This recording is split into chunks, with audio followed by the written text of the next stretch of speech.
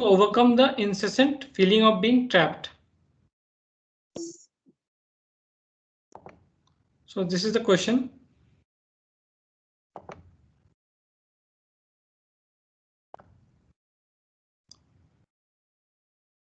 Dr. Vyjayanthi?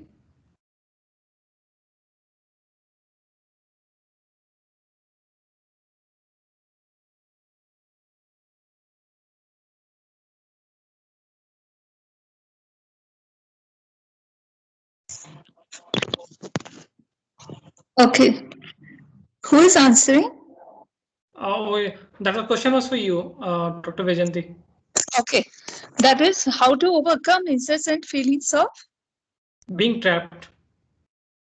Okay. I'm not too sure what the questioner is talking about being trapped. Is it being trapped in a relationship, being trapped in a infrastructure, a building, being trapped in a mindset?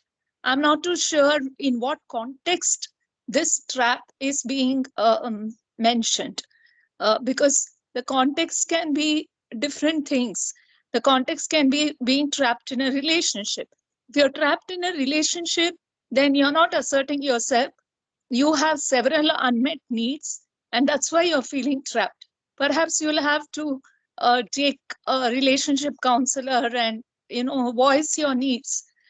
If you're feeling trapped in a course or in an educational program, then perhaps you did not know.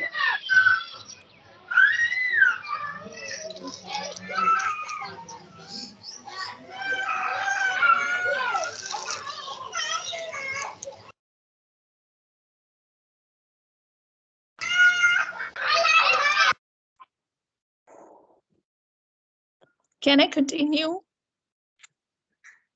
I think there was a lot of disturbance. Yeah. That person has to mute themselves. Yeah, it's fine now. Please continue. Okay. Sorry. Yeah. So I think that people have to understand as to what is causing this problem for them.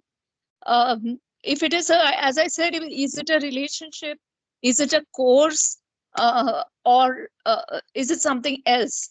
So whatever it is, you'll have to voice yourself and call it out in the open.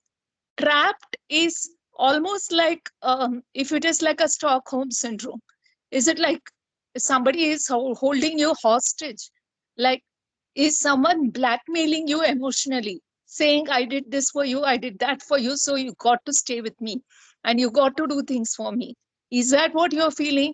And I've invested so much in this course, though I don't feel like it, though my heart is not in it, I have to continue because I can't let people down. Is that the trap that you're feeling? Is it academics? So you'll have to make it clear to a psychiatrist as to in what context are you feeling trapped. Because being recognizing you're feeling trapped is recognizing that you are in a self-defeating situation. So what is this self-defeating situation, and why are you allowing yourself to continue in such a predicament? That is something that is far more important to address. And for that, I need to know in what context this is being spoken of. It can be sent as an email, and I would like to address it as best as possible. I hope I have given you hints as to how this has to be addressed. Thank you. Thank you, ma'am. Yeah. Now the next question is for Dr. Ghorpade. So the next question is, the pandemic has obviously taken a toll on everyone. I especially find it hard to concentrate on my studies. Previously, I used to sit for 3-4 hours at a stretch and study without being tired. But now, even after 30 minutes, I find myself distracted and not as productive. I've been trying to get rid of this and focus, but in vain. Is there anything I can do to be more productive? As you rightly put it, this pandemic has taken toll on everybody without any sparing anyone. There is a truth of the life. The second point is this: you have been trying, but you're not able to succeed. The third point would be, most important point here would be, you are also one among the other sufferers. So you have to accept this fact. You are not exclusively different or separate from others. So this is a part and parcel of present day life. Third thing would be, this also is a temporary one. What was causing us anxiety in the, say, 2019 March or April, today it's not that severe. It's come down. Now vaccination is there. So there's so many things are happening. So in this positive way, you should start looking and to be trying and keep a mind calm without worrying. Probably you'll be able to succeed. If it's not successful, then we have to talk to you separately. Then we have to plan a strategy for your problem.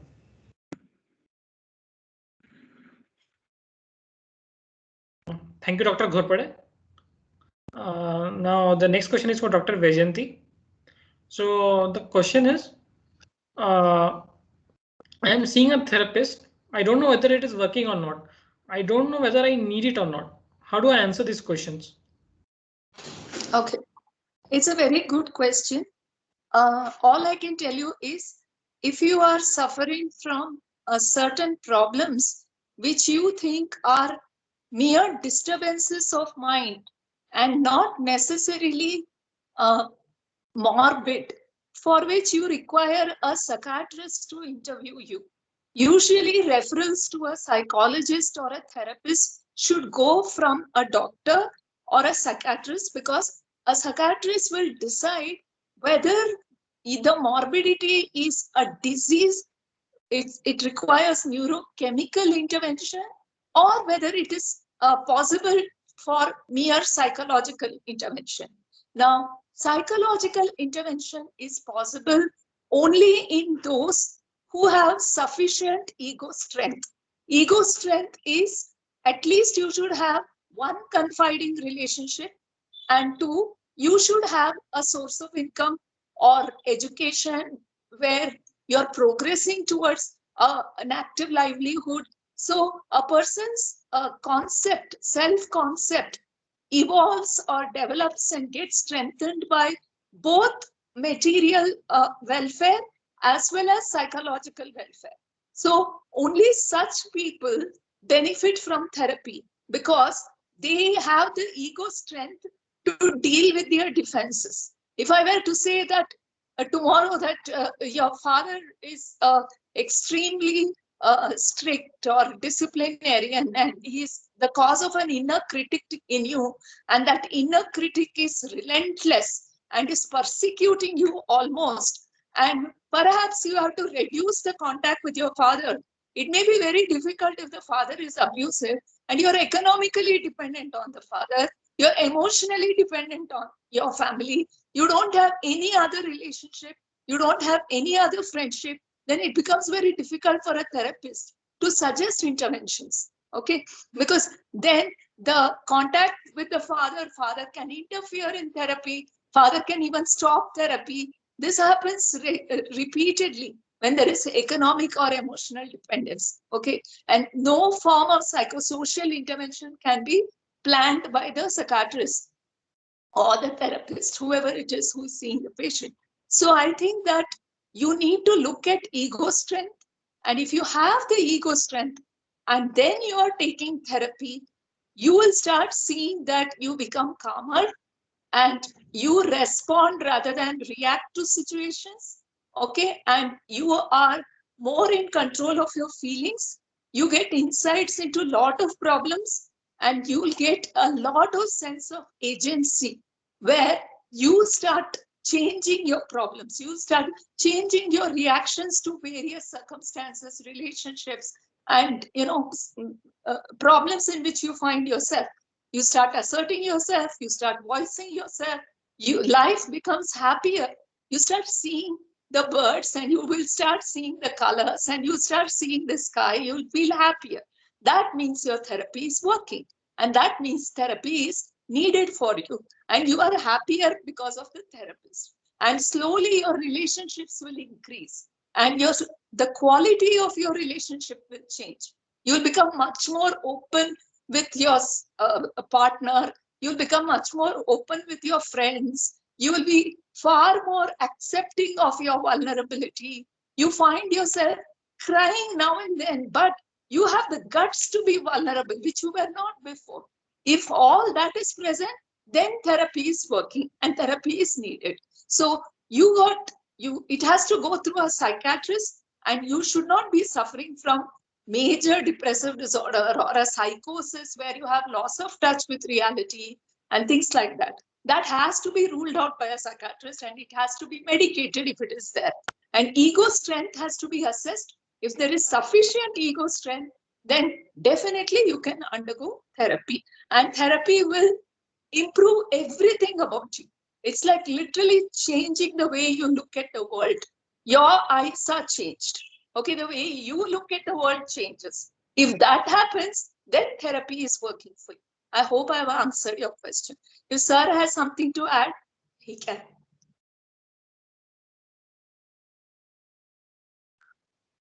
Dr. Ghorpade, would you like to add anything? Sir, you're muted. Sir, you're muted. No, everything has been said, but only one thing is not clear to me is this. Whether it is helping him or not can be discussed with the therapist and found out whether it is useful. If it is not useful, probably the therapist can think of some other method to bring about an improvement in the patient. But as Dr. Vyjayanthi said, it has to be referred by first screening by a psychiatrist, then the proper therapist. That will give the maximum good results. There's no doubt about that. Thank you. Thank you, sir, and thank you.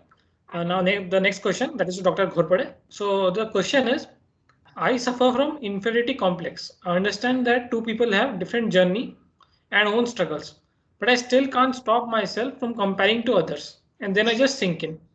I feel bad about myself and I lack self-confidence. How do I deal with this? Yeah. See, this briefly I can answer this question because this involves a very in-depth questioning and understanding. First and foremost, comparing with others is like looking in the mirror of oneself to find out whether everything is fine or not. If it's not fine, we tend to make a correction and then present our best to the society and friends. If you are thinking that you have got inferiority complex, that means to say you are not doing much regarding that, rather than you are cribbing or worrying about comparing and not progressing further.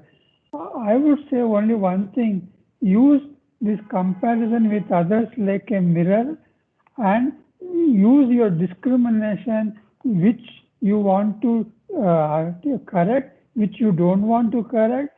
And third thing, decide what you want to be in life. That's most important. We do not decide as to what you should become. No, it is you who should decide. That's why these are all methods by which you can decide and then chart your journey in life.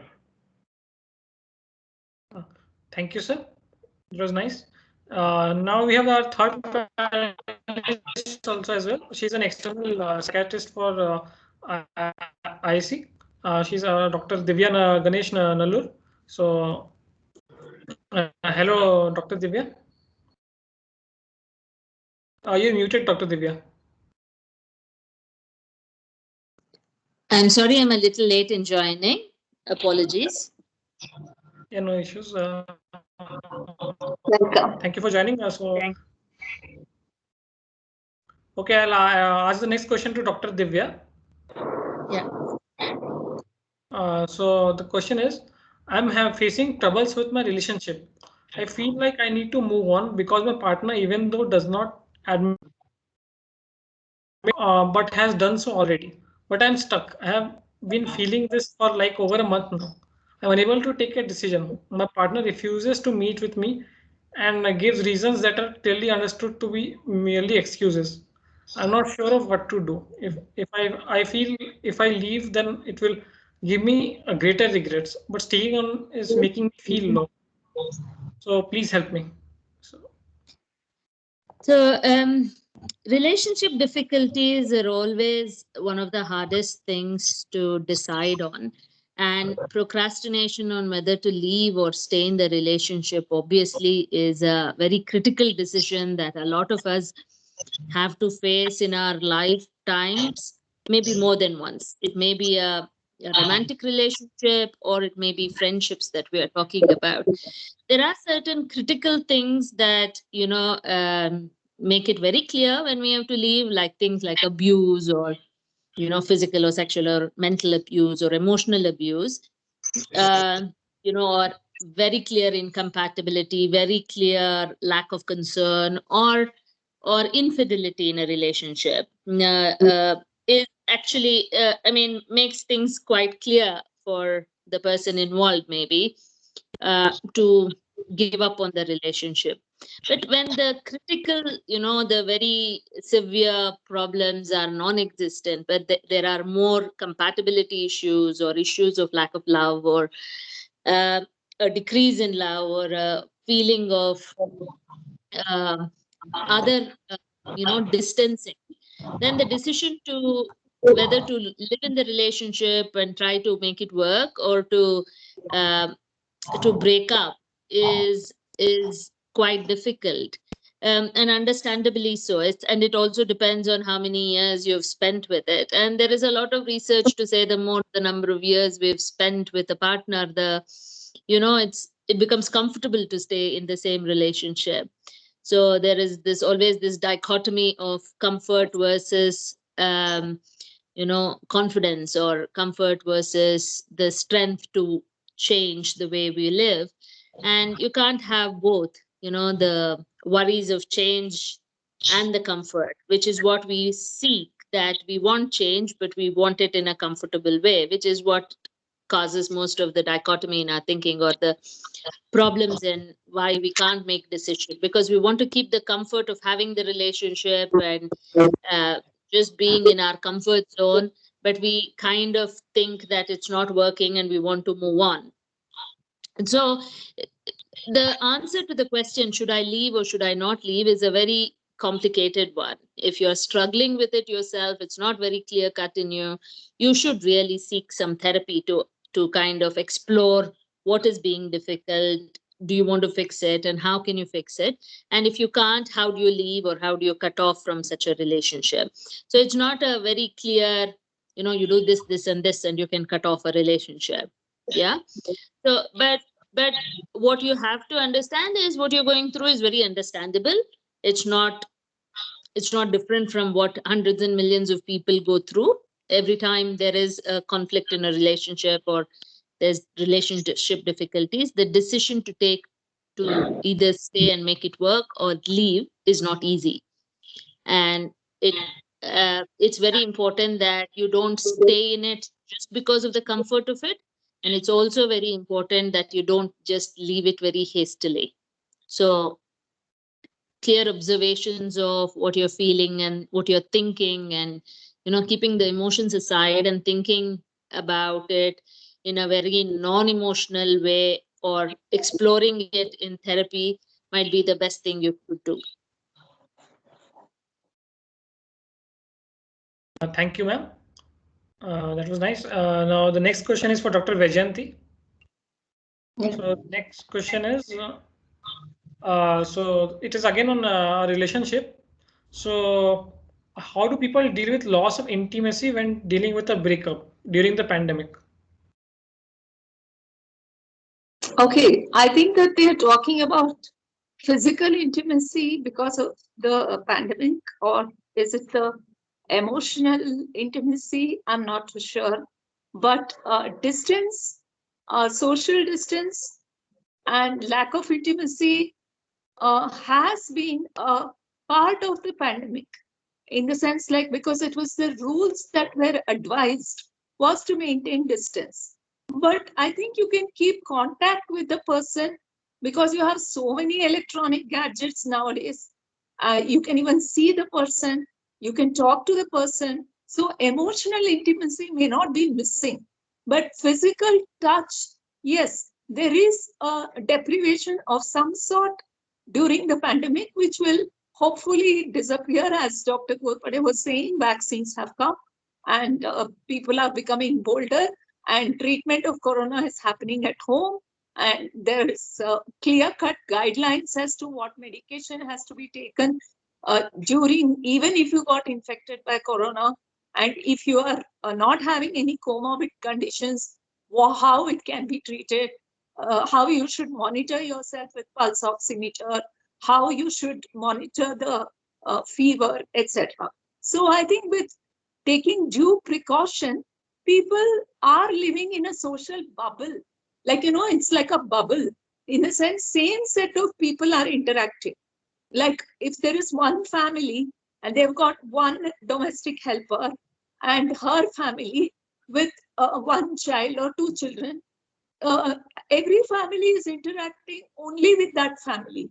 And you got parents and you want to interact with your parents alone, you interact only with them. So that becomes a social bubble. So when you exist within a social bubble, you're not really deeply compromised in intimacy. Unless you're living in an abusive relationship, you've decided to stay out of intimacy. These are choices people make. Okay. But there is no clear-cut rules that just because of the pandemic, intimacy should go out of the window. No, it's not true. You can have intimacy. Emotional intimacy is very much possible. Even with somebody across the continent, you can talk whatever you want. You can express yourself. They can see you. And if you are going to inhabit a social bubble, I think even physical intimacy is not like deprived for you. Okay. And you got pets and you have various forms of intimacy. So I think that you got to create safe ways of dealing with people and getting intimacy. Do not think that it is all a non-phenomenon. It is not all a non-phenomenon. You can have in between via media. Okay, you can still talk to the person, you can still see the person, you can even touch the person, you can kiss the person if both of you are seropositive for antibodies. Okay, and you can interact. And so if you are within a social bubble, everything is safe. So most people have survived the pandemic by existing within social bubbles. Yes, they are not moving out of the bubble. Yeah, and that is not intimacy. Social bubble is all intimate partnerships are maintained. Okay, and because they are the ones which are giving you reasons to live. You're not cutting off from your children who are dependent on you. You're not cutting off from your spouse. You're not cutting off from your parents. Unless you are going to a ICU and coming back, then you're quarantined. But otherwise, you definitely can maintain intimacy. Okay, so I don't know if I answered the question, but I think I have. Thank you. Now we'll take questions from the participants directly. So we have a question in the chat, like, so I think the issue is that professors also face mental health difficulties, and that again leads to problems with the students. And so how to deal with that and how to basically encourage mental well-being among professors and professors with students, etc. So would somebody like to volunteer to answer? I think sir can. Sir, you should. Dr. Ghorpade? Sir, you're muted. Yeah. See, this is not a new problem. It is there lurking in the background, but sometime it comes to the surface, then some measures are taken, and it just goes to the bottom. So it is in the form of a wave, it comes and goes. But for a new person who comes to this place, for him it will be a shock.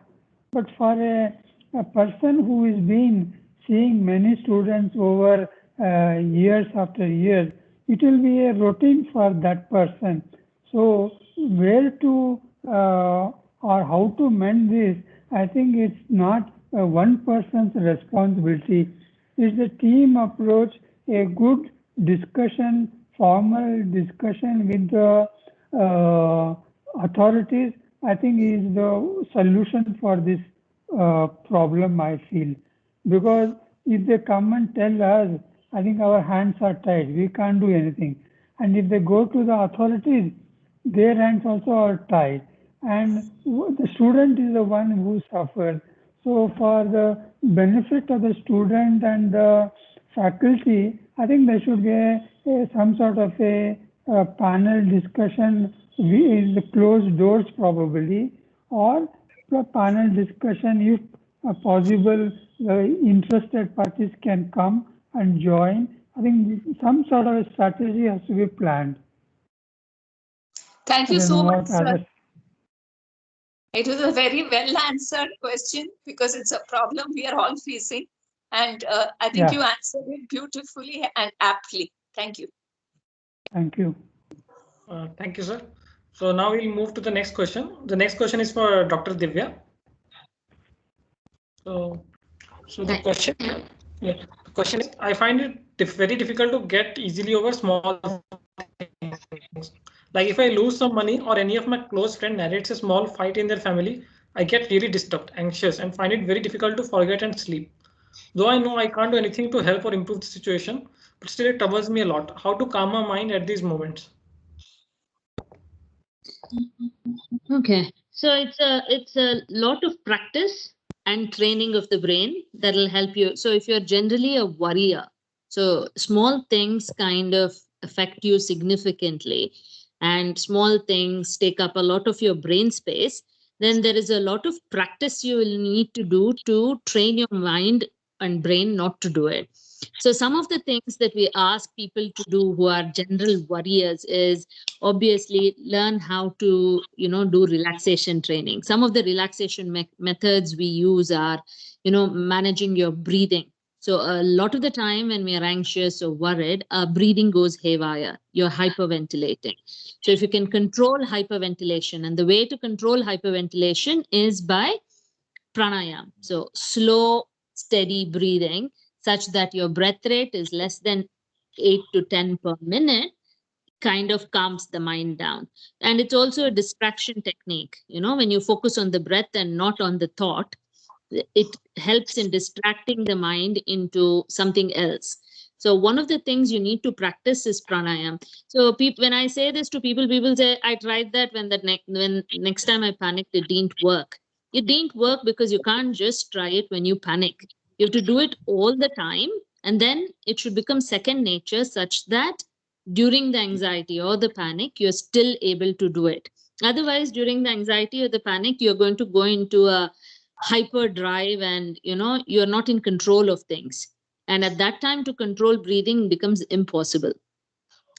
Also things like, especially if you're, extremely worried about something, thinking too much, you can try other relaxation exercises like JPMR, which is nothing but Shavasana. But if you Google JPMR in YouTube, you can get some access to some videos which you can follow. It's very simple exercises that you can practice to calm down the brain.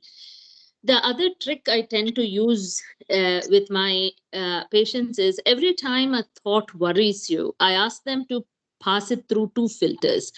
So one filter, the first filter that it goes through is this thought true? So if I get a worrying thought saying, you're not a good psychiatrist, then I pass it through the filter of truth saying, is that true? Is there real evidence to say that? And then most of the time, it will fail. These worrying thoughts or negative thoughts that affect us significantly fail at the first step, which is usually not true. It's just a worry.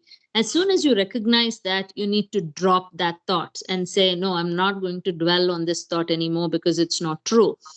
But say it is true. So the thought passes through the truth filter. Then I use the second filter, which is it useful for me to think like this about this matter? And like you said, if there's nothing you can do about it, there's nothing you can do to change it, like thinking about it is not going to bring about a solution, then what's the point of having that thought? So then you drop the thought at that second point as well. So at one of these 2 points, the worrying thought usually drops. But again, this is a lot of practice. It's a lot of, it's like building a muscle. The brain is a muscle that you build. You can't expect it to lift 20 kilos of weight on the first day. So if you practice these methods regularly, then you will be able to deal with such anxieties better. Despite doing all of this, if you are continuing to worry and be disturbed by recurrent negative thoughts, then you should see one of the team. Thank you, ma'am. That was nice. So now I'll ask the next question, that is to Dr. Ghorpade. So the question is, this is regarding lack of friendship I have in my village. I didn't go for playing after my 10th and was involved in studies. Later, I did all my courses until MSc outside, and there was very little connection of friends. So I don't know why. See, this description of yours gives me a picture that you are an introvert who has not grown in the mind properly to the society standards. But academically, you have grown a lot. Now you are entering adolescent stage probably, where socialization is important for you, and that is causing you a lot of anxiety, and that's why this problem is. I think you need the help of a psychiatrist or a psychotherapist who can talk to you or analyze your problem better in person, and then you may have a lot of relief.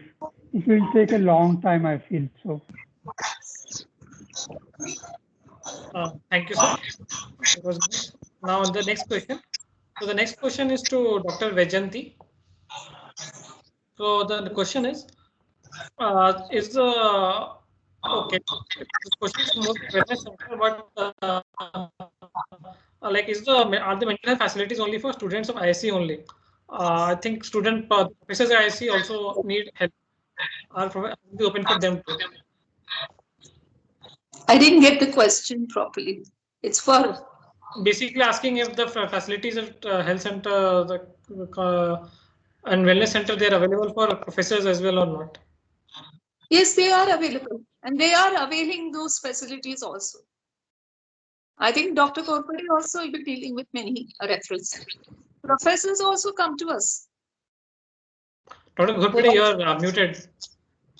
Lots of them. It's available for professors. It's available open to everybody. Yeah. There's no discrimination. No discrimination. Yes, thank you, Dr. Ghorpade and Dr. Vyjayanthi. And now to the next question. So next question is to Dr. Divya. So the question is, how to stay grounded? How do you stay grounded to what you are and what you want to be? Adhere to the process of getting to where you want to be, without second thoughts and lose all the progress midway. Because this mental chatter in me makes me question everything, thereby losing the interest to do something eventually. So how do you stay grounded what you want to be is the question. Yeah. So it is normal for the mind to wander. It is normal for the mind to get disinterested in activities which take a long time, especially things like PhDs take years. And unless you are like super focused, it is normal for the mind to wander a little bit. But it is self-discipline and external motivators, like maybe friends, maybe teachers, maybe professors, or maybe your family. And obviously without self-motivation nothing happens. That brings us continuously back to where we need to be. So if there is some low motivation some days, you observe why that low motivation is there. You ask yourself, what has happened that has taken me off my course?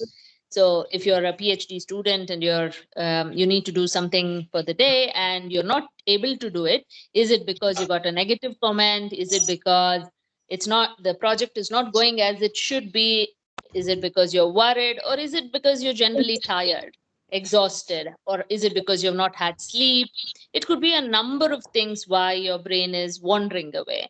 So you fix the cause of the wandering. And if there is no cause of wandering, then you have to explore, is it because you're not interested in this project? But is it still worth doing it?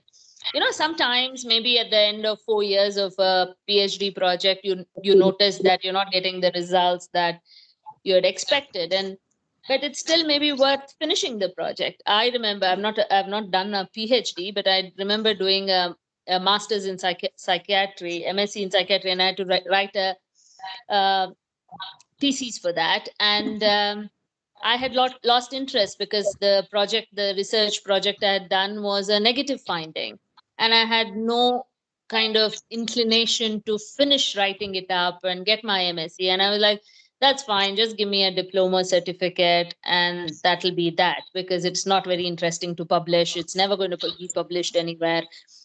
But it was very nice of my mentor to say to me, you put in 2.5 years of work, just finish the project. It doesn't matter if it's not published, get a MSc out of it. You need to harness what you've done. So he got me back to track. So surrounding ourselves with people who can be good motivators to us, who can bring in that energy when we lose, and also finding enough energy inside ourselves to constantly, come back on track, is an everyday process throughout life, not just when you're a student, probably more when you're a student. I'm sure Dr. Vyjayanthi and Dr. Ghorpade will have days when, we feel like, what the hell am I doing being a psychiatrist? I don't want to be a psychiatrist.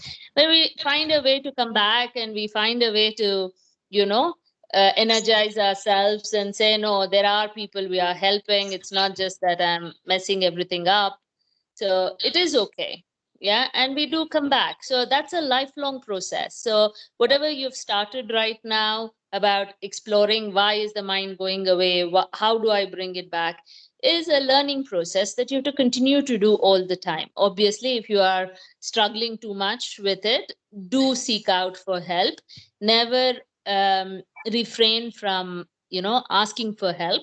There's enough help within the IISc Center to give you whatever is needed, in the way of motivation or in the way of just empathic listening that we can do, so that you can get your feet strongly laid down again to continue whatever you're there to.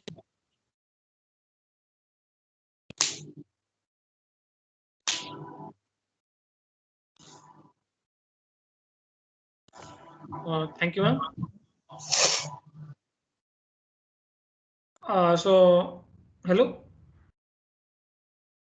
Yes. No, now the next question. So the next question is for Dr. Ghorpade. So does stress cause diffuse hair loss, hair thinning? If so, can we recover from it? And in the same question, I'm hearing some murmur sound in my stomach area after taking food. Is it normal? Stress is such a important thing, and really it can produce catastrophe in anyone, any living creature, I would say.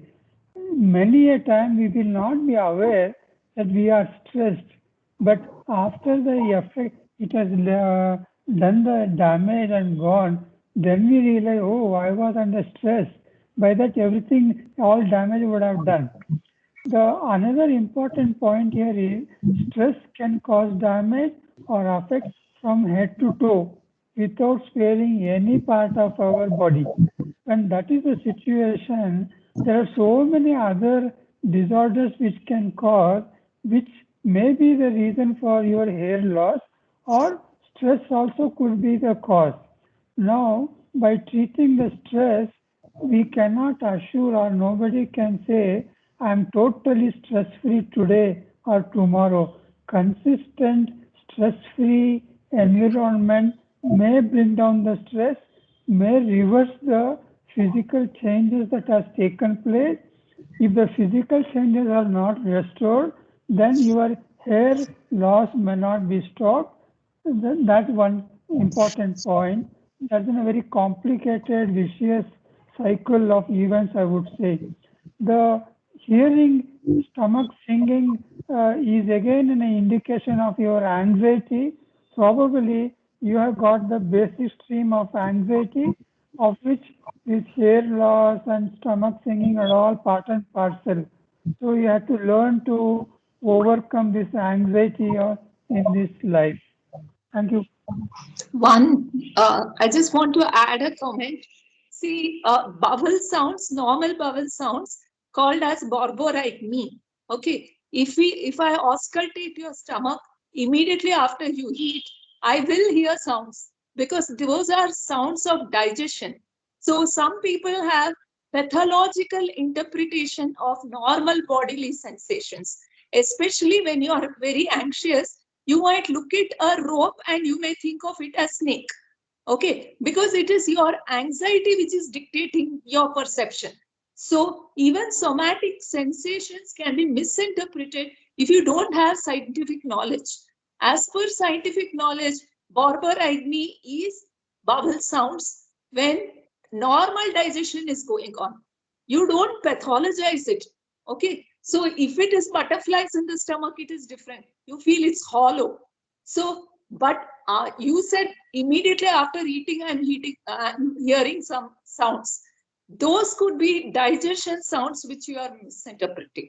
I mean, I'm just trying to normalize this for you because I feel that there's a lot of pathologizing of symptoms because of the pandemic. People are like overly concerned with their sensations. Like if they don't smell somebody's perfume, am I getting corona? It's not true. Okay, don't pathologize all your sensations, please. Digestion is a normal process and it does lead to some sounds. And if you are pathologizing, kindly don't. That's all I would like to add. Thank you, ma'am. And sir, would you like to add something?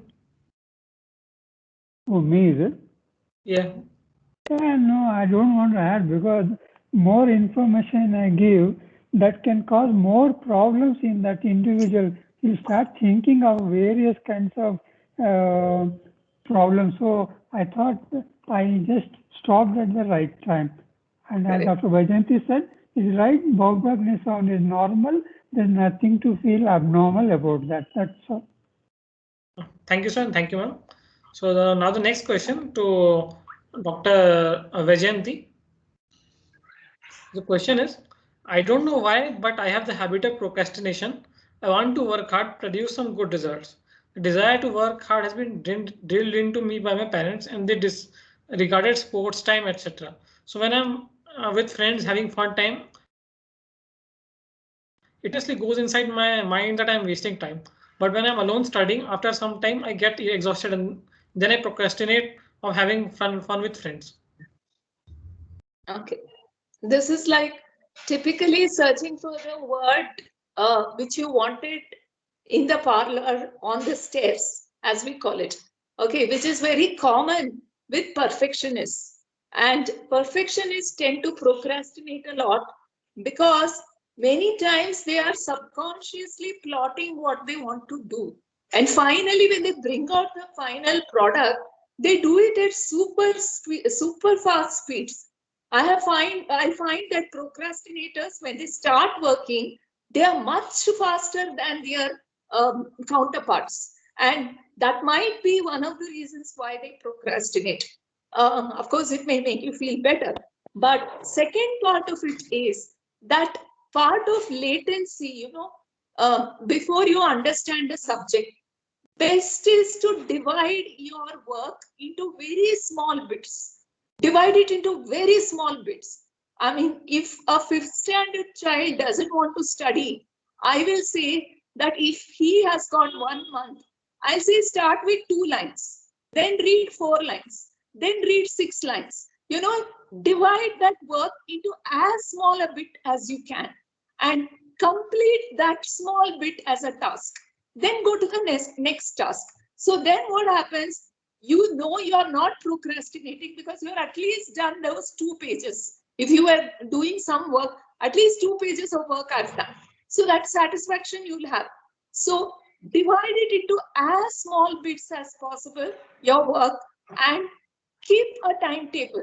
No matter what, that day between 12 to 12:30 in the afternoon or forenoon or 11 to 11:30, I am going to finish 2 pages. And I will write it down or I'll answer questions on it, take a feedback on it between 6 to 6:30 in the evening.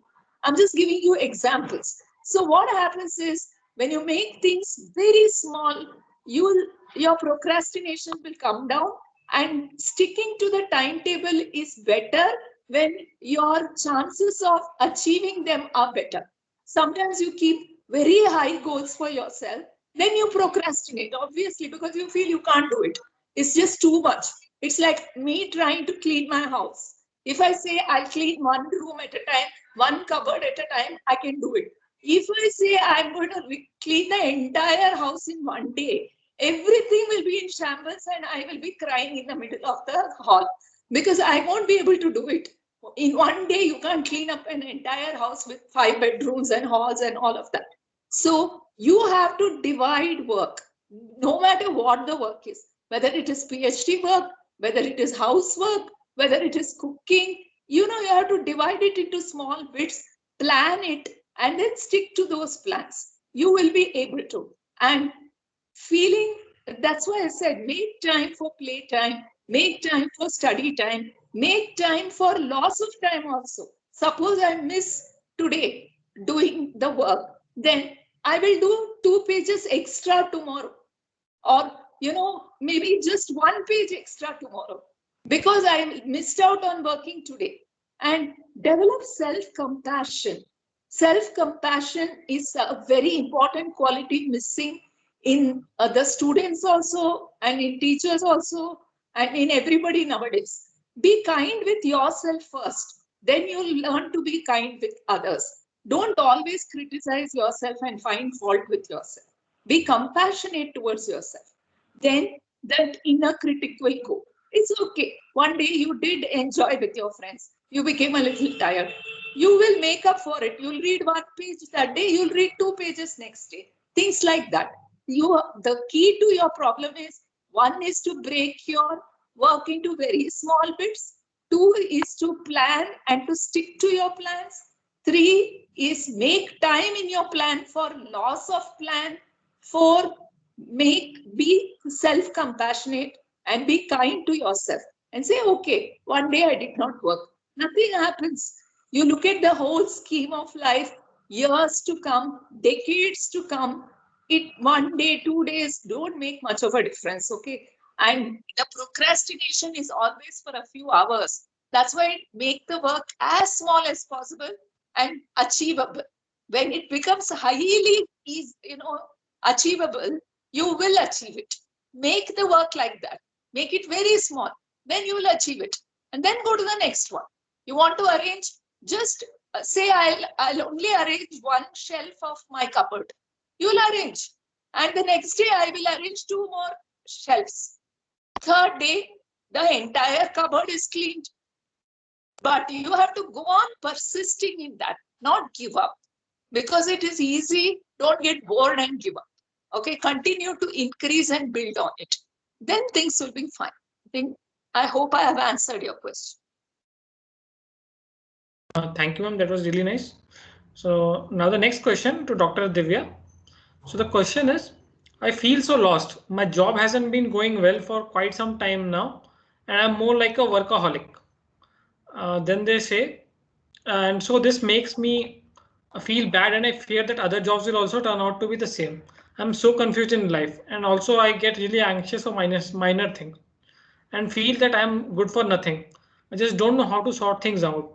The fear of feeling is always at the back of my head, and this inferiority complex is in me and enhances it more. So, do you have any suggestions? So I hear a lot of negative cognitions that you're saying, that you're not confident about yourself, that things are going wrong, and you fear that everything's going to go wrong in the future. So there's a lot of negatives, there's a lot of view of self in the negative form. I wonder why that is. Why do you feel that just because this current job is not going okay, all future jobs will not go okay? There must be some history behind this, why you feel this way. That needs to be explored. So, but other than that, I just want to give one piece of advice that I was given by my professor. He said that whatever you do till the age of 40 is only research. Yeah. So you cannot be successful or a failure till the age of 40. You're learning things, you're going to trip over things, there are going to be difficult things. You will feel like you don't know just because you finished medical college, or because you finished an MD, or just because you finished another exam doesn't mean you know everything. So till 40, you're just learning, you're just researching. So I'm assuming you are younger than 40, and this is all a process. It is okay. If your current job is not going okay, that's a learning step. It is fine for jobs not to go okay. It is, but it does not mean that everything in the future is going to go bad. Yeah. Like Dr. Vyjayanthi said, have some self compassion, have some self love. Everything is never going to be okay in life, and that's part of life. Having difficulties in life is part of life, and being okay with being a bit of a failure is what is very important, especially in high achievers. What we see in high achievers is that they have never lost a battle in their life. And when they do have some stumbling blocks, so if people typically who are in IISc, I see them as very academic. You have passed every exam, you've topped everything that you've done so far, and finally you come to a part of life where it sounds or seems a little bit harder, or the job seems like it's not going as well as it normally does for you. And that gives a shattering feeling because you've never learned how to lose. But losing is part of life. And that's the biggest thing we have to learn in life, is how to lose quite graciously. It's fine to lose because we're going to lose things all the time. We're going to lose people, we're going to lose situations, we're going to lose battles, and that's part of life. And that does not define us, it only defines the path we are on. Just because I lose a lot of battles in my life does not describe me. It just describes the path that I am on. So if you don't ever lose a battle, I would actually say that maybe you have not tried hard enough. It is only people who are striving for more and more and more are going to lose things, are going to lose some battles. If I just want to be, I don't know, something very simple, then yeah, I might not lose anything. But saying that, there's nothing simple in life. Even if I just want to be a homemaker, or I just want to exist in life, it's not that easy. Everything can have a stumbling block. So don't worry about it. Your current job is not okay. Fine. Look at options. Look at, how can I make this better, or how do I jump to a better thing? Yeah. So look at solutions rather than problems. There's no point thinking about, oh, this means that I am bad. This means that you're just deriving logic where there is no logic. Yeah. So, but if these negative ruminations continue, especially about self, you really need to do something about it. You need to either,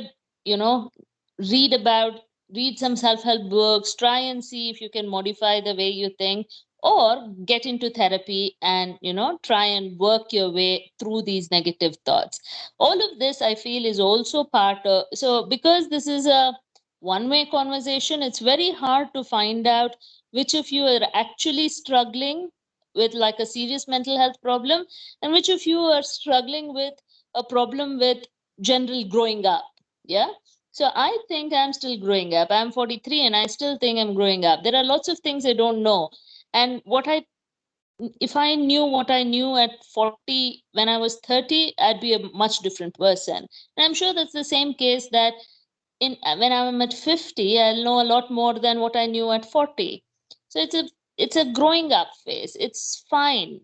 So, but as a caution, I'd always say if you're struggling too much, if you think this is beyond your control, please take help. Do not hesitate to take help, because the worst thing we would want is for you to struggle alone. Yeah, because there is help available. So try and, have self-compassion, self-love, accept failure and all of that. But if you're unable to do it, please seek out help.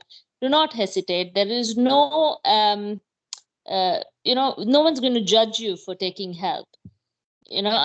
All psychiatrists go through therapy themselves, so going into therapy is not something of a stigma. You are the younger generation. You need to break out of this mental health stigma and seek out the therapy that you need when you need it. There's nothing wrong in wanting to talk to someone who will be non-judgmental and who will kind of help you reflect on your thoughts. And that's a part of growing up. So take the help if you need. Otherwise, don't worry. These stumbling blocks will be part of life all the time, and you'll be fine as you grow. Thank you, ma'am. That was really nice. So now the next question. So the next question is to Dr. Ghorpade. So the question is, does anxiety and depression, they are part of post-COVID syndrome, at least in few cases? Yeah, yes, it is a part. But what is more important, not everybody undergoes this kind of anxiety. Only those people who are prone to that, or basically their constitution is of anxious in nature, are the one who undergoes. The rest of them take it in a positive way as a building stone or a stepping stone to success. That's all. Thank you, sir. So now the next question to Dr. Vyjayanthi. So the question is, I have one family member who becomes very angry every time someone is slightly rude with her and is unable to let go. She loses her sense of calm and does not seem to think about what the consequences of her behavior will be. She interprets what other people tell her very negatively most of the time. It also seems that she doesn't have slightest of idea about how bad she makes us feel. So my question is, what options does one have in this situation? Ma'am, you're muted. Ma'am, you're muted.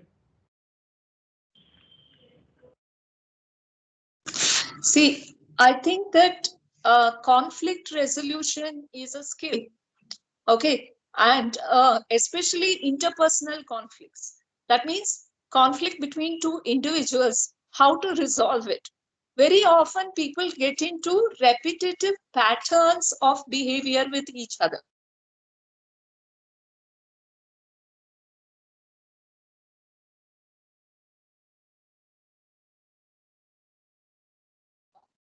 Being discussed, and some people feel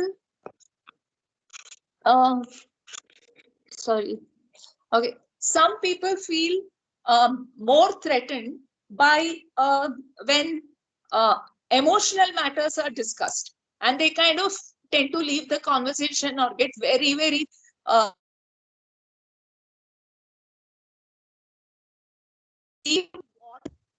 okay, which are the topics or what are the triggers of conflict in this particular individual? When does this particular individual feel is not with them, you're not able to resolve conflicts. What are those triggers? First, you'll have to identify those triggers, and you'll need to prepare that person. And perhaps you need a third party intervention, like you would require a counselor, somebody who can deal with this relationship conflict, because this person is constantly getting into angry, and others are ganged up against her or something like that, because it looks like everybody else is in unison, but this one person seems to be singled out as the person causing problems. It may be very much true also. That person may really be causing problems. That person may be the abuser in the family. That person may have power dynamic issues. They may have issues with intimacy. They may have issues with becoming vulnerable in a situation. So we need to look into a lot of things here. Is it a personality problem? Or some of them have a personality problem, and that's why they get into that. In fact, people with cluster B personality, as we call it, they thrive on conflicts. They want conflicts. And there are others, like the one person about whom Dr. Divya was talking, who can't sleep over a quarrel. They can't bear to have quarrels. They can't bear to have disagreements. They can't bear to have raised voices. That is another category of people. So you need to know, why is this person getting, like this? Because if you have a paranoid personality, or if you have got an obsessive compulsive personality, they are the kind of people who are very dominating till the end. They will fight, and the last sentence has to be theirs. I got to have the last line. That's the kind of attitude they have.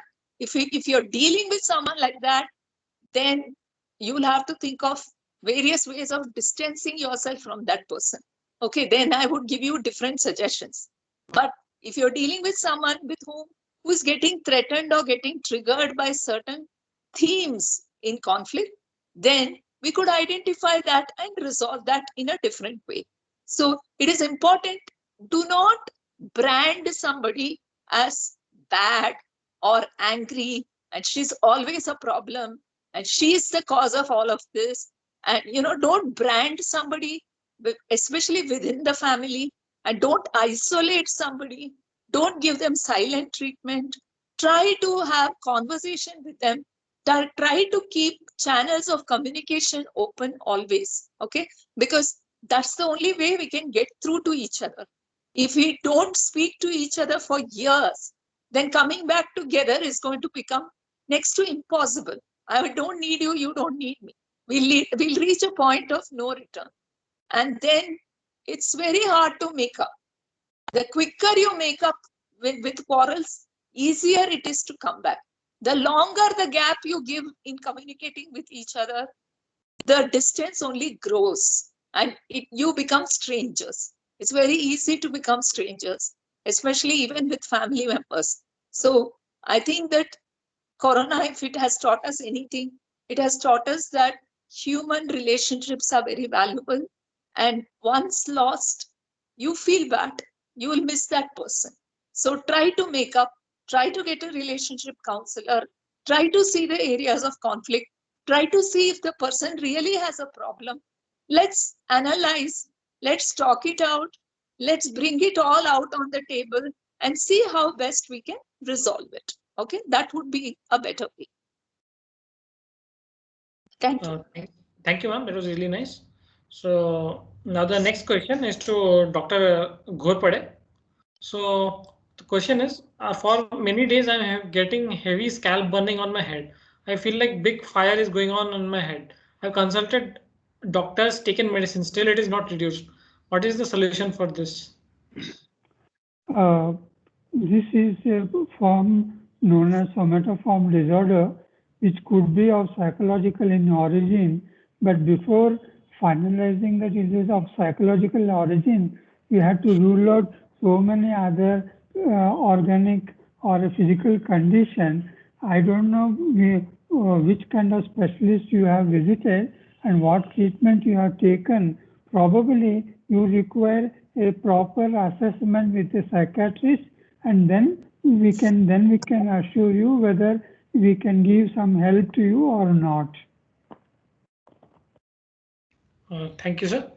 So the next question is for Dr. Divya. So the question is, with the online semester, there is a lot of cheating happening. As a person who doesn't cheat, it is extremely demotivating to see others scoring near perfect marks by cheating. And since everything boils down to relative grading, it is worrisome. The instructors are trying their best, but people are still cheating. My ethics prevent me from cheating, but it is extremely demotivating knowing how it will affect future opportunities and that cheating is unknowingly being rewarded. How do you suggest one deals with that? So again, if I pass it through my two filters, is it true that actually cheating is taking place? And you're saying, yes, it is. And we all know that it is. Then what can I do about it? And what can I do about this thought that everyone is cheating? I'm not cheating. So I'm going to be at a disadvantage, but there's nothing to do. It's unfair that everyone is going to be at an advantage and I'm going to be at a disadvantage. And I'm going to say, there's nothing you can do about it. What you can focus on is your scores. But believe me, as a student, I always thought my scores are very, very critical. And when IISc contacted me to be part of this panel or to be part of their general panel, external panel, they did not ask me for my MBBS scores, nor did they ask me for my MRC Psych scores. So I promise you that those scores are very, very important right now. It's knowledge that is important later on. So what your colleagues are doing is going to get them into disadvantage later on. And you be honest and you being, you studying hard and you maintaining your ideals is what's going to take you a long way from here. Yeah, so just keep to your work. It's fine. Do your best because you'll be rewarded for your score anyway. So, as far as I know this is the solution, but I may be wrong if you're in a very competitive field and that scores do matter. But generally, scores matter very temporarily. It doesn't matter in the long run. Yeah. Thank you, ma'am. So now we'll move on to the next question. So the next question is for Dr. Vyjayanthi. So the question is, my sibling does not talk to anyone at home. Earlier he used to write if he needed something, but now he doesn't do that as well. He also doesn't carry out day-to-day activities without being pushed too much. Is he depressed? Although he smiles when asked to respond, but doesn't say anything. To outside people, he responds to their questions, but not to us. This has created unpleasant home environment. So. Okay, I do think that your sibling may be having a psychiatric issue because if he's not talking to anybody at home, but is he talking to friends? Is he talking to teachers? Does he attend some form of classes online or offline? Do you know that he has a confiding relationship at least with somebody outside the house? These things make a lot of difference because some people may have problems with parents or problems with siblings, and for a while they may not talk to anybody, and then they may start talking. He might be an introvert and he might be going through certain problems, and lockdown could have increased introversion in a lot of people. Many people prefer everything online. In fact, we are finding it difficult to get patients to come to hospitals. We are finding it difficult for customers to actually visit the store and not only do online shopping. Everything is going online. So people are becoming like very withdrawn and finding it unnecessary to meet each other. And even eye-to-eye contact, like they're not interested. A lot of people are like that, especially people who were born in the Google era and not pre-Google era like us. Okay, we were from pre-Google, so we still have, we are little offline by birth. You people were online by birth. So, it's so easy for you to stick to virtual reality. and it's happening, literally worldwide. You have an entry to a Harvard school, but you're sitting in India in your house and you're having online classes and you're happy, you're really attending the classes. And as was previously pointed out, there are open book exams abroad. Okay, they still test your knowledge. Open book exams is like copying only. You still need to know at least where the answer is. Huh? And open book exam can also test your knowledge. And all my students, I got tired of telling them and taking all their mobile phones and putting it on my table, because any question I ask, within 10 minutes, somebody or the other will answer by going to Google.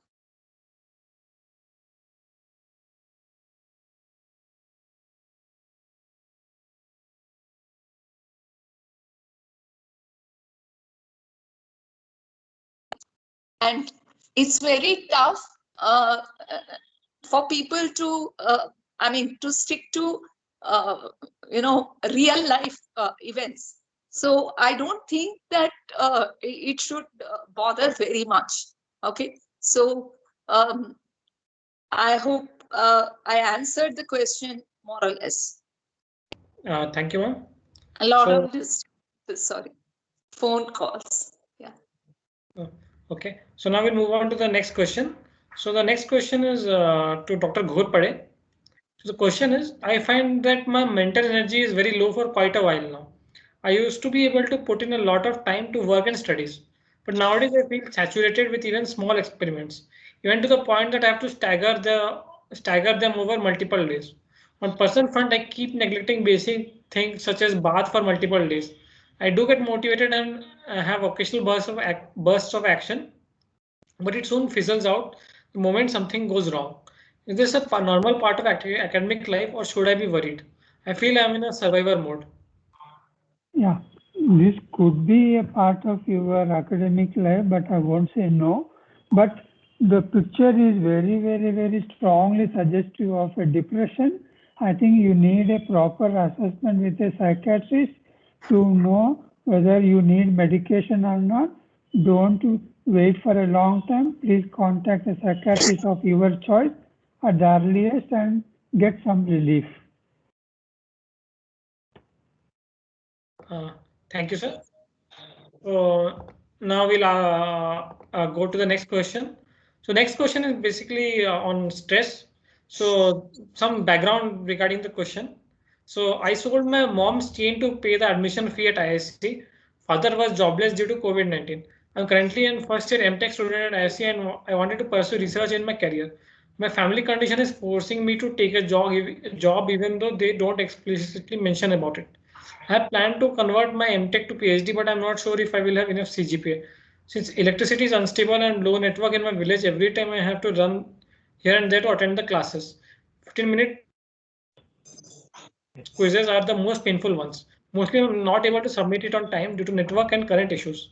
I'm working at a hotel in daytime to take care of family, and every time I miss the surprise quizzes, I know that this are all my personal issues and I have to take care of it. But thought of discussing with you my stress level. I'm not able to concentrate in the remaining time to studies by thinking about all this. I thought of utilizing the opportunity to come to campus. Then there is an issue of paying the hostel fees. I'm not sure how I will pay it as we didn't receive the MTech stipend yet. All this is putting me under a huge stress. Please suggest something. Question is for? Oh, question is for Dr. Divya. Sorry. Okay, hi. So it does sound like you have a lot of things on your plate to consider. When you get overwhelmed with a lot of things in life, it's important to identify what your ultimate goals are and then also think about what is doable and what is not doable, so that you fight only the battles that you want to fight and which you can fight, so like Dr. Vyjayanthi said about studying, break it into simpler parts, smaller parts before you can solve it. You've given us a lot of information about your social circumstances, your financial circumstances, about how you how you're keen in academics and all of it. So break it down into smaller pieces. See what is definitely needed to be done and what you have got to do, and stick to those. Make sure that every day is properly planned, so that you know what you want to be doing and what you should be doing at every given hour of the working day, so that you can achieve whatever you need to achieve. Yeah. And sometimes, being realistic about issues is very, very critical. So should we not dream then?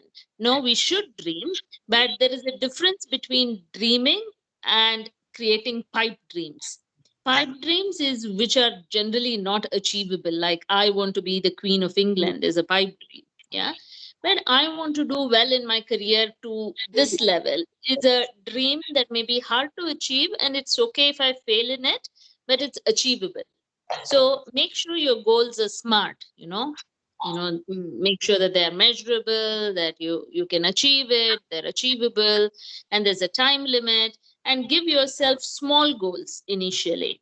Yeah, so that your huge problems don't overwhelm you all at once, but then you cut it down and solve little problems at a time. It looks like you're working in the daytime, so you are managing finances somehow, but you can't come here, but you can attend some classes. So there will be a compromise in the quality of work you produce. And that's okay, as long as people know that you are in this situation and you're trying your best. And the COVID has hit everyone badly, and it has affected everyone differently, and people will understand your situation. Again, I say, if you are struggling too much with the overwhelming problems in your life, do consult. I hope that is a okay answer. Yeah, thank you, ma'am. It was nice. Now we'll move on to the next question. So the next question is for Dr. Vyjayanthi. So the question is, they're asking for suggestion how to proceed. So they provide a background related to it. So the background is, I'm an introvert, so that has its difficulties. I do not have many friends and even few close friends. I haven't been able to, I've been close to anyone enough to call best or close friend. In addition, I still have problems moving on from a previous relationship. I also have problems with anxiety. Every new thing like meeting a new person, working on a new tool, coming back after the lockdown, etc. makes me anxious. Sometimes I delay things so much to avoid interacting with a new person by telling myself it is not urgent. During the lockdown, I had days when I was anxious for no reason and just wasted the days away. I postpone my work until I get anxious again and work crazy for some time. That drains me very fast. I'm back to idling away my time. But whenever I'm occupied with something and not occupied with something, I start excessively worrying about things in life, ranging from research, my past mistakes, and about my future. I have good grades on courses and reasonable research. Because of this, no one takes it seriously when I have troubles. However, I always feel like I am in survival mode and have zero social life. Recently, it feels like even my academic work also might get affected, as I keep postponing them for one reason to another. Well, I got a bit tired listening to the long set of complaints. So I can imagine what fatigue the person who has actually worded it all must be feeling. Okay. Now, all I can tell you is you are suffering from several types of anxiety disorders. Okay. You have generalized anxiety. That means you expect anything and everything to go wrong. You're the kind of person who, if you get a phone, if your phone rings, you think it's going to be about some bad news. You're going to be dropped from IISc, your CGPS is very less, and you are not going to be accepted by anybody. You're going to be thrown out. You are catastrophizing. Okay, so which means that you, of course, we are going through a catastrophe called Corona. That's besides the point. But you are catastrophizing normal day-to-day events. Okay, and that is because of anxiety. And second, you have a lot of cognitive distortions in the sense like you minimize your merits. You think everybody else is taking your merit for granted, but you alone are able to see your demerits. How is that possible? Others must also note down your demerits, right? Which they are not talking about at all, which means you may not have them at all. Maybe they are just your distorted view about your own self. So there is a schema where there is a problem with the way you view yourself, the way you view your circumstances, and the way you view your future. This is called a triad. Okay, and this triad is, all the factors in this triad have to be addressed in order for you to be able to move on. And you will have to consult both a psychiatrist and a psychologist, because you perhaps require some medication, because I'm not too sure if your anxiety is only psychological. I think your anxiety is also somatic. Somatic because you're saying I'm in survival mode. I don't know why every alternate student is using that word, because if you are in a survival mode, that means your adrenaline must be pumping in the blood, which means there'll be increased heart rate, increased respiratory rate, and you're going to feel weak in your knees. You're going to be sweating. You're going to go blank in your mind. You're sometimes going to feel like I'm not myself. You're going like, I can't think, I can't do anything, which is panic. Okay, and panic is acute bouts of anxiety. So you have acute bouts of anxiety superimposed on generalized anxiety. And third, social anxiety, expecting everybody to criticize you and reject you. I think that you're living in a veritable hell as far as your mind is concerned. And you would require both medication and psychological help. Help is, you'll feel so much better moment you take those medicines, because with that, your anxiety levels will really come down, and catastrophizing will come down, minimizing your merits and, maximizing your demerits, that will come down. Arbitrary inference, like you taking things like anybody makes a negative comment, it may be about me, these kinds of thoughts, catastrophization, thinking that everything is going to go wrong and I'm going to go down the drain, all these will change. So you need both. You need a psychologist and you need a psychiatrist. Kindly come to the health center or contact anybody outside who are in the panel, like Dr. Divya, and there will be others who I think that you can check.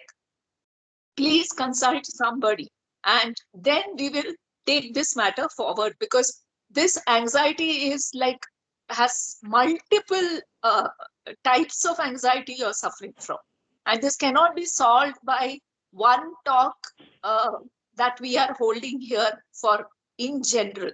This is not going to solve it. You need medication and you need specific therapy, and you need a close supervision under a mental health professional for a while till you get over this crisis, and then things will be smooth. Thank you. Thank you, ma'am. That was really nice. So now we go to the next question. So next question is for Dr. Ghorpade. So the question is it okay to not have particular drive to live? I feel apathetic towards life in general. Is it something I have to be concerned about? It would be very helpful if I can get insights on how uncommon or common these thoughts are as part of life, and if things will get better to the point of not having to deal with these thoughts.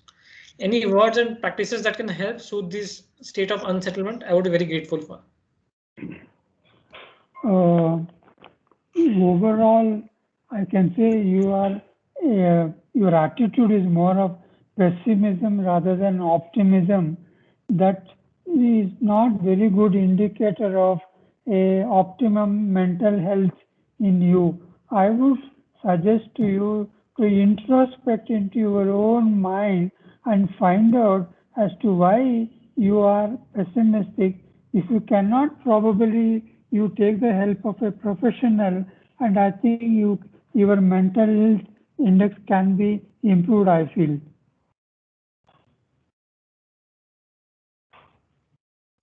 Thank you, sir. So now we move on to the next question. So next question is for Dr. Divya. The question is, when does one know that this is what I want or should do in my life? I keep having doubts about whether this is what I should be doing, and I'm not sure if this is a result of social media noise confusing me, or whether I should actually be doing something else. Okay, I think I follow a rule that every 5 years we try and rediscover ourselves. You know, it's important to question self, saying, "Am I on the path where I want to be, or do I need to change?" So the thought itself is not abnormal. The fact that you have this worry or the thought that, you know, that am I doing the right thing? Is this what I want to do? That is a very healthy thought to have. But if you go on procrastinating about it and not come to an answer or a solution, it's the problem. So Sri Ravi Shankar says that when there is an emotional problem, you solve it very logically, and that's how you solve it. And when there's a logical problem, you solve it emotionally.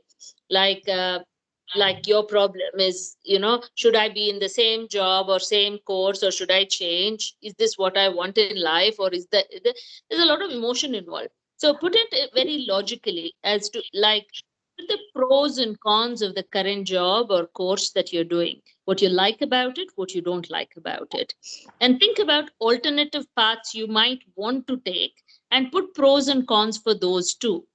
And then make a, like, it's like maths after that. So you see what has more pros and more less cons. And sometimes it's not just the number of pros and cons that each path we have that decides the thing. So sometimes when we are at crossroads, we ask, if I take this path, what's the best outcome that I can have? And then what's the worst outcome that I can have? And you do that to all the paths that you have available. And then you look at the best outcomes and the worst outcomes. Life is usually somewhere in the middle. We don't get the best of the best outcome, and we usually don't get the worst outcome. Usually life will throw the middle path to us. So are you okay? Which middle path are you okay with?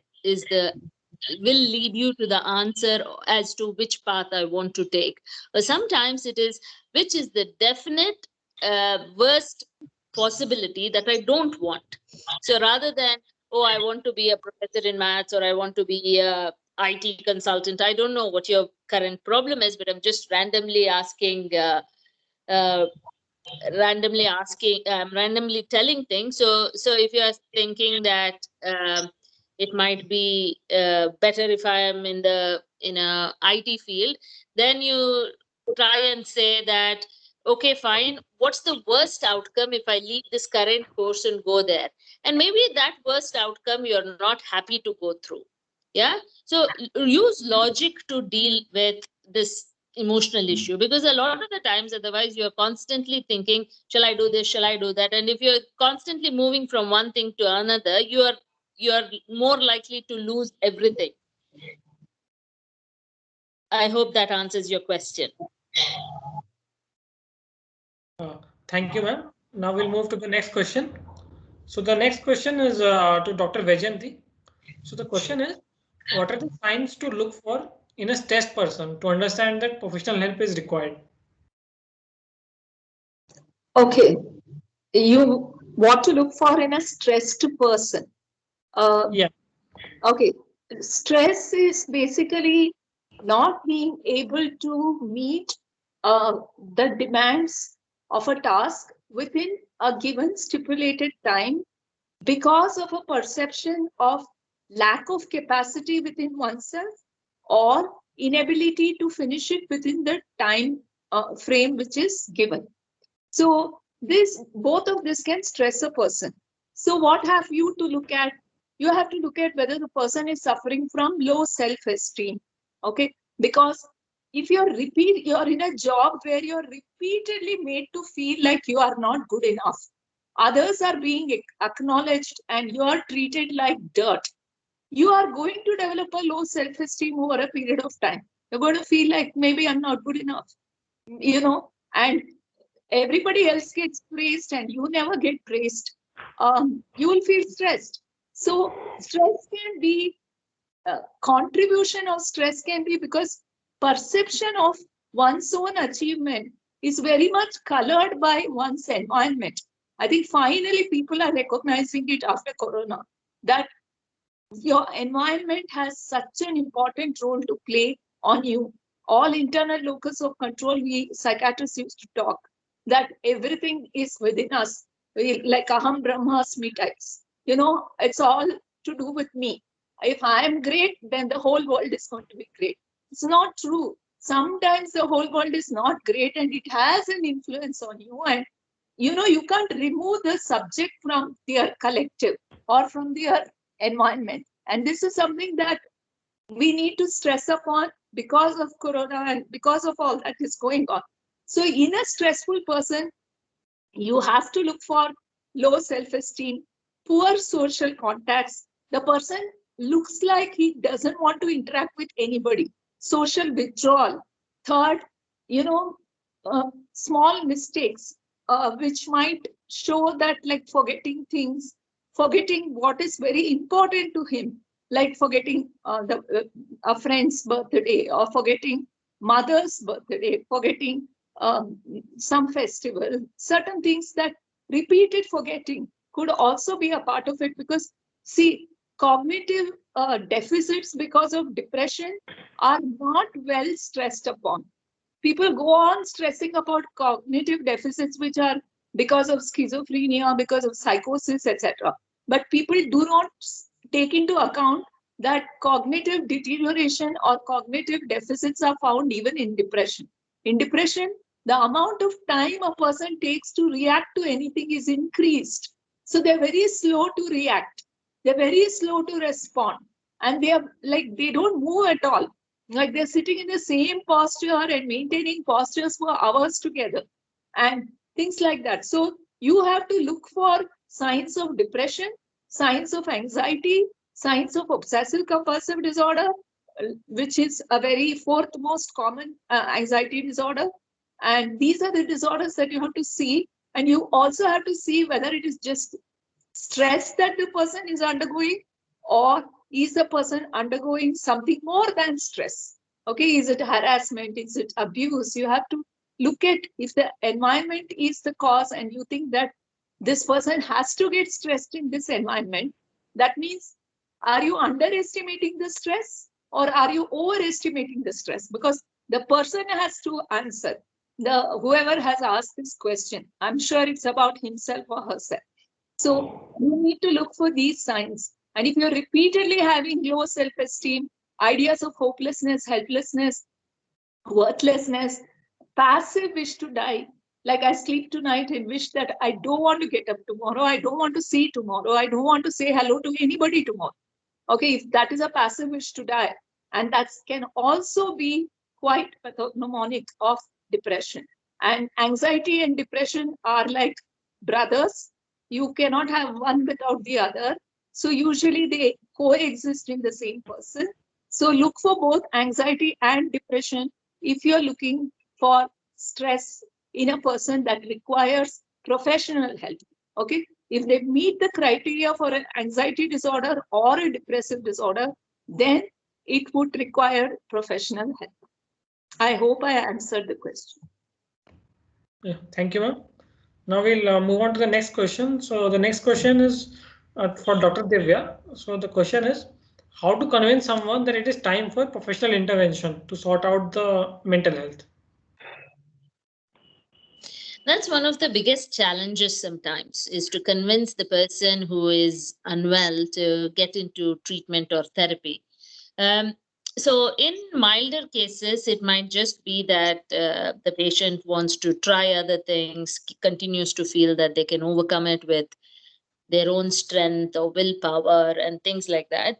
But in more serious cases, the way to do it in the more milder cases is to say, to motivate as much as possible, to encourage it, and to also say that you will go with them for the first appointment till they get used to seeing the psychiatrist or the therapist. So giving them some moral and emotional support might help. And the other trick to use is maybe to say that, just come in for one appointment, and then if you don't like it, you don't have to continue, kind of thing. That's what I usually tell people who say whether a husband is not coming in. I'll say, you just tell them that you see the doctor once, because in all probability, if there's this stigma and this fear of seeing a shrink, that fear and anxiety might disappear once they see that we are reasonably normal people, though we are seen as psychiatrists and mad people. um, so getting them to the first appointment with some reassurance might help. But in more serious cases, when people are have lost logic and lost cognition, or lost the ability to be able to be convinced, then we do have law on our side. There is something called the Mental Health Care Act, which psychiatrists can use to admit patients into mental health units against the patient's will, but with the consent of the nearest relative. So that is the extreme case of it. So initially, obviously, I'm assuming that you're talking about someone who has mild disorder, who's not willing to take help. Constant reassurance, support, and a genuine concern can help them get to a psychiatrist. Thank you, ma'am. So now the final question of the day, that is for Dr. Ghorpade. So the question is, I feel unsatisfied even though I have everything, and now I find it hard to fall asleep. How to address this issue? Yeah, it's a beautiful scenario wherein the person is ignorant about the question as to what is that which satisfies him. Till he finds the answer for that, I don't think he will have any relief. If he wants a professional help in finding the answer, probably it may even out. Otherwise, time will tell him the truth as to what is that which satisfies him. Actually, most of us do not know what satisfies us. Everything can be a temporary phenomena. So I think he's in a very complex situation. He has to decide to consult a professional or not.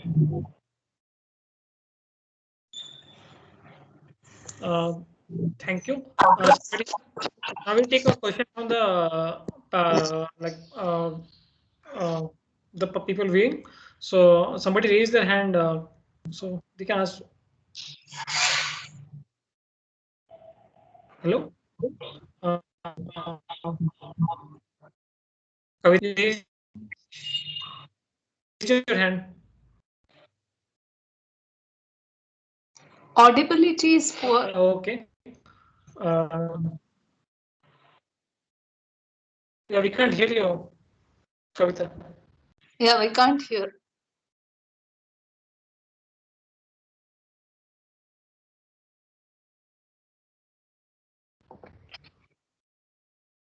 Okay. You can ask your question in chat if you want to say something. Because they're not able to hear the person. Kavita, we can't hear you. So Yeah. please feel free to write in the chat if you want to say something.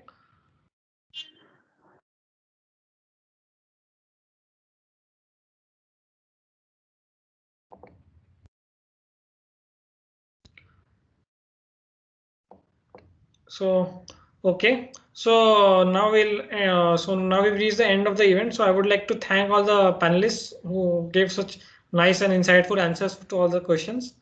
Dr. Ghorpade, Dr. Divya, Dr. Vyjayanthi. So, and I would like to thank Wellness Center for providing us this opportunity, and IISc. And thank you to all the MPAS students who helped manage this event, Sudev especially. And thank you all for attending and making this event an extremely relevant. Thank you. Yes. Thank you all. Thank you all. And there are some links posted in the chat. So if somebody wants to join as a volunteer, some student. Okay. Thank you all. It was a great experience. Thank you, ma'am. Thank you, Dr. Divya. Yeah. Thank you. Thank you. Bye. Welcome to Dr. Divya, and it was a pleasure having you with us. Hope you'll attend more meetings. Yeah, thank you, Dr. Vyjayanthi. It was good to see you face to face. We've talked a few times, but yeah, nice to see you. Yeah, same here.